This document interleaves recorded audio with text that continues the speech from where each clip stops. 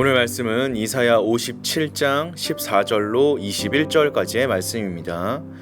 그가 말하기를 도두고 도두어 길을 수축하여 내 백성의 길에서 거치는 것을 제하여 버리라 하리라.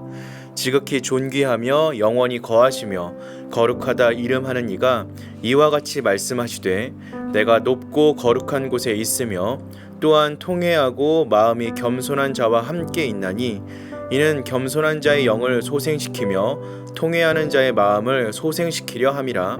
내가 영원히 다투지 아니하며 내가 끊임없이 노하지 아니할 것은 내가 지은 그의 영과 혼이 내 앞에서 피곤할까 함이라.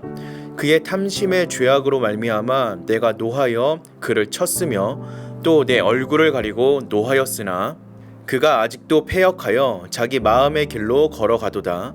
내가 그의 길을 보았은즉 그를 고쳐줄 것이라. 그를 인도하며 그와 그를 슬퍼하는 자들에게 위로를 다시 얻게 하리라. 입술의 열매를 창조하는 자 여호와가 말하노라.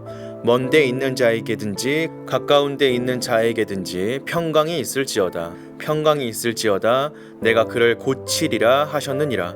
그러나 악인은 평온함을 얻지 못하고 그 물이 진흙과 더러운 것을 늘 솟구쳐내는 요동하는 바다와 같으니라. 내 하나님의 말씀에 악인에게는 평강이 없다 하셨느니라. 아멘. 한동안 우리 사회에 힐링이란 말이 유행한 적이 있습니다. 그만큼 우리 주변에 상처받은 사람들이 많다는 반증일 것입니다. 교회 안에서도 과거엔 육체의 질병을 고치는 치유 집회가 많이 열렸다면 요즘은 우리 내면의 상처를 다루는 치유 집회가 주목을 받고 있습니다. 하나님이 우리를 만져주시면 우리 안에 어떤 치유가 일어나겠습니까? 모든 생명체는 몸에 상처를 입으면 힘을 잃습니다. 몸의 모든 기능이 상처를 치료하는 데 집중되다 보니 그만큼 몸은 생기를 잃어버리게 됩니다. 하지만 영적 침체는 육체적인 고갈보다 훨씬 회복이 어렵습니다. 우리 스스로 침체에서 벗어나기가 어렵기 때문입니다. 영적 침체의 유일한 해법은 하나님의 개입입니다. 하나님이 우리의 심령을 새롭게 하실 때 우리는 영적 침체에서 벗어날 수 있습니다. 그렇다면 하나님은 언제 우리를 소생시켜 주십니까? 우리가 겸손한 마음으로 통회할 때입니다. 우리에게 영적 문제가 있음을 고백해야 합니다. 우리의 상태를 아파해야 합니다. 우리 스스로 이 문제를 해결할 수 없음을 인정해야 합니다. 그리고 하나님을 바라보고 기도해야 합니다. 그럴 때 우리는 심령을 소생시켜 주시는 하나님을 경험할 수 있습니다. 우리는 살면서 마음이 상할 때가 많이 있습니다. 하지만 나를 이해해주고 위로해주는 사람은 만나기 어렵습니다. 이와 같은 고립은 우리를 더 힘들게 만듭니다. 이는 결국 무기력으로 발전하여 스스로 삶을 포기하게 만들기도 합니다.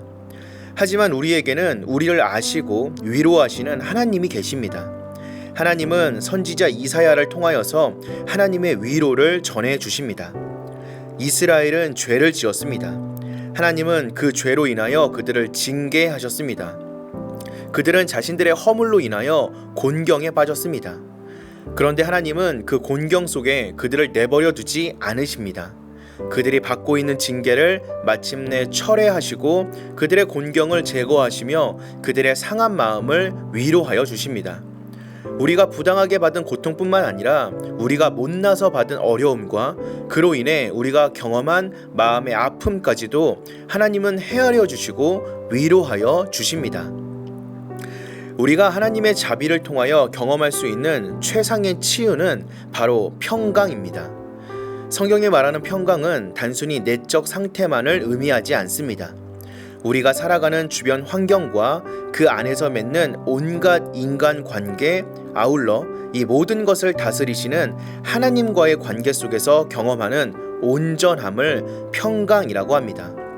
하나님이 우리 안에서 행하시는 치유는 단순히 우리 내면만을 대상으로 하지 않습니다. 하나님은 바로 우리의 전인에 관심을 두십니다. 그래서 하나님이 행하시는 치유는 우리 마음에서 시작되지만 우리 주변과 우리의 인간 관계로 확대되고 마침내 하나님과 올바른 관계를 맺는 것으로 최종 완성이 됩니다. 그래서 하나님의 치유에는 도덕적인 열매가 나타납니다. 우리의 가정과 일터, 사회와 교회를 포함한 모든 삶에서 치유의 결과가 나타납니다. 우리의 회복을 통하여 세상에 퍼진 악이 소멸되고 우리가 경험하는 영적 유익을 세상이 공유합니다. 이것이 성경이 말하는 평강의 본질입니다. 하나님의 치유는 우리의 내면을 소생시키는 것에서 출발하여 우리와 관계된 세상을 회복하는 것으로 마무리됩니다. 우리는 하나님이 계획하시는 치유의 깊이뿐만 아니라 넓이를 헤아릴 수 있어야 합니다.